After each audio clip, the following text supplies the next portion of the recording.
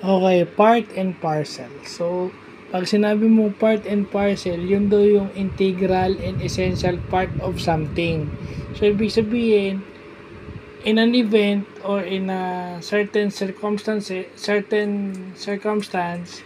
meron kang mga bagay o pangyayaring hindi magugustuhan. Yun yung sinasabing parte nung ginagawa o parte nung dapat maranasan mo pag naranasan mo yun. So, halimbawa, you're a traveler. So, ibig sabihin, part and parcel yung ma-delay yung flight o masira yung eroplanong sasakyan mo at hindi ka makasakay. Pa-bump off ka, kung chance passenger ka at may stranded ka sa isang lugar o hotel ka ng airline. O yung mga ganyan. So, yun yung example ng part and parcel, no? Importanteng nalalaman natin yan. So, yun yung mga basic English terms.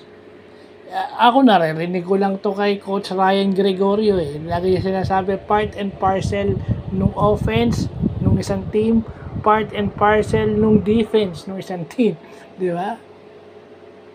I don't know kung napag-aralan na ituro ba sa amin to, but anyways, di ba?